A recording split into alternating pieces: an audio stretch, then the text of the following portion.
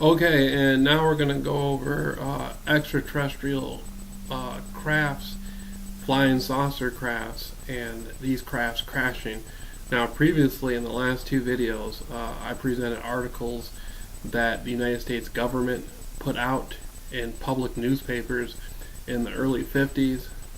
Kehoe was one of the individuals I discussed. Being a Marine, he was discovering satellites in the 1940s. Early 50s, the United States government didn't know where these satellites were coming from.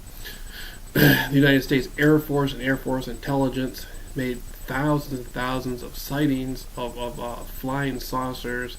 They didn't know where they were coming from, but they concluded it was not a foreign government. They knew there was intelligence behind the craft. The craft were going 1,000 miles an hour, while the top jets at that time in the early 50s were going about 600 miles an hour. You got to remember, in the 50s, this was a time where the speed of sound hadn't really been broken yet, to my knowledge. I think they were still working on breaking the speed of sound at that time. So you have an era in which the technology, the United States of America just came out of World War II. The technology was a lot better than what it had been previously. But at this time, they still don't know where these craft are coming from, but they want to shoot the flying saucers down.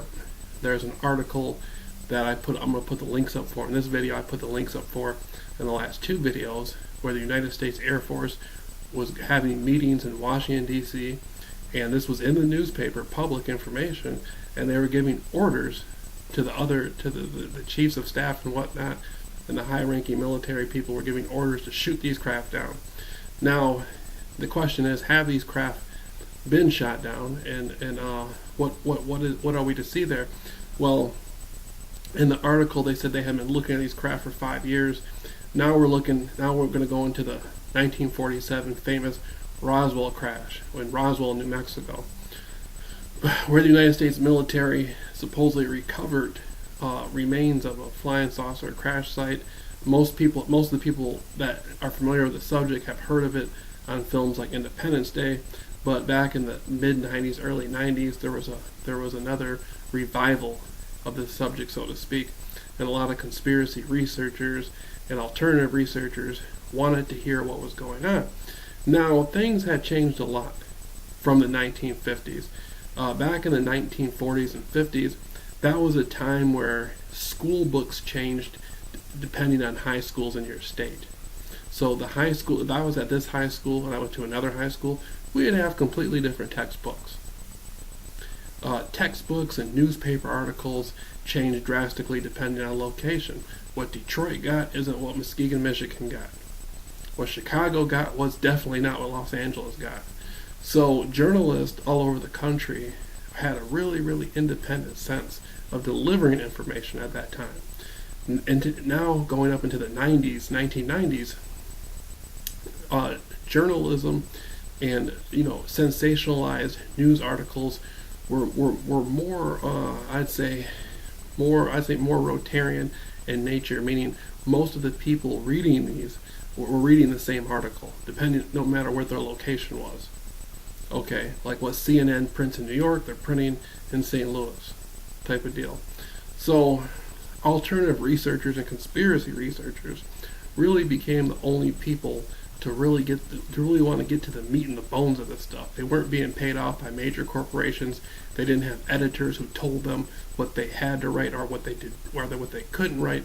They put on the blogs what they wanted to put on the blogs. So in the 1990s, you had an interesting presentation of independent research dealing with the flying saucer phenomena. Now, again, looking at Roswell, this is the historical gray being, great extraterrestrial.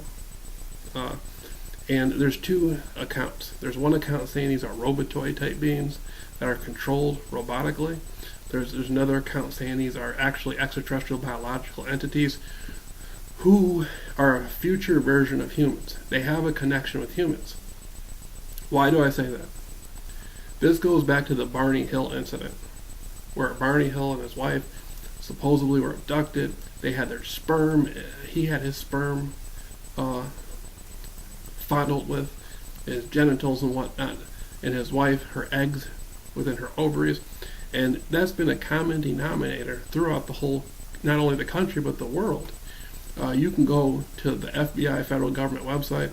There's dozens and dozens and dozens of files on unidentified flying objects. You can file Freedom Information Acts, get tons of information. So the government has an extensive amount of information on not only the unidentified flying object thing, but they got documented evidence on these abduction scenarios. Other foreign governments keep a large volume of records on unidentified flying objects and abduction scenarios. As you can see, back in the 50s, they were saying there's flying saucers and we're shooting them down. You can imagine how much has come out since then. Okay, so that being said, the common denominator around the world when it comes to these gray type beings has been eggs and ovaries. So why would sperm, eggs, and ovaries? So why would an extraterrestrial species, or supposedly extraterrestrial species, maybe they are terrestrial, we're not aware that they were here, but say they're extraterrestrial, why would they want sperm from a man and eggs or ovaries from a woman? Are they building some sort of galactic zoo on another planet? Or does this have to do with cloning? The conclusion that a lot of researchers have come to is that, again, these are people, these are beings from a future version of the human race. But this gets into quantum physics. All time is in the now. So if you look at quantum physics, you realize that all time is in the now. These individuals, or these beings, whatever you want to call them, they have the ability to bend hyperspace through quantum physics. And what was 100 years ago or 100 years in the future from now, that's all in one. So they can come and go from this reality, their reality. They can come and go from whatever reality because they know quantum physics. They know how to bend time and space. They're familiar with hyperspace. You can go online and study the Philadelphia experiment and see that the Navy supposedly was experimenting with hyperspace. I tell people all the time, when you look into the past, especially in this country, in 1900, people were still riding horses. In 2000, people were sending emails and on cell phones and going to outer space.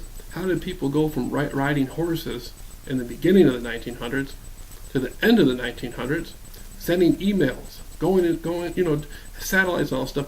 What happened in that 100-year period? Could it be crashed extraterrestrial craft were recovered and technology was re-engineered from it? Now we have quantum computers, deep space communication, machine learning with algorithms that, like the movie War Games, with the guy from Ferris Bueller's Days Off, Matt Damon, I believe his name is. How do we do all that? How do we get all this technology? So crafts crashing and upbuilding technology might be linked. And these beings wanting sperm and eggs to reprocreate and keep their civilization going, it may be all linked together. Now, Jim Marrs, who is a fabulous author, well-respected and well-known in the alternative conspiracy research culture, published a multitude of books. I read some of his books, some of his work, and I remember he was presenting information about an article that came out in a newspaper in Texas around the time of the Civil War about aeronautic visitor crashes. Aeronautic visitor crashes. And this had to do with supposedly an extraterrestrial or interdimensional type being who had a flying craft crash during the Civil War. And Jim Marrs describes how representatives from the Union, from Washington, came all the way to Texas during the Civil War to recover the remains of this craft. So these stories were published in mainstream articles going all the way back to the 1800s. I mean, even before that, there's cave paintings on walls about extraterrestrials and flying crafts. And not only, going back to what I was saying about government records, you can go to other governments. The French have their own records on unidentified flying objects, extraterrestrial. The Russians have their records. The Africans have their records.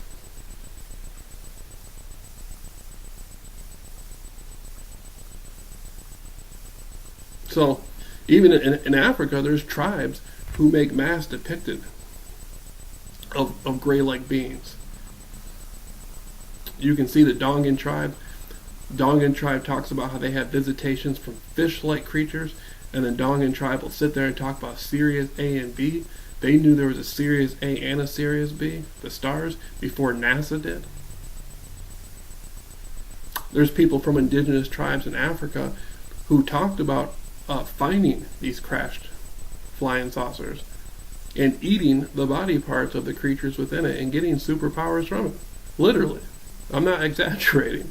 That's real. There's stories of indigenous people, wild people in Africa, finding crashed flying saucers and eating the remains, and afterwards they become psychic. They can see through walls and stuff. You know, that you can go on and on and on with these stories. So I encourage people. I'm going to leave some links. Supposedly one of the photographs is a photograph of the Roswell crash of the Grays. And the fascinating part is, like with Kehoe from the Marine Corps, how they were talking about their satellites and they didn't know where the satellites came from.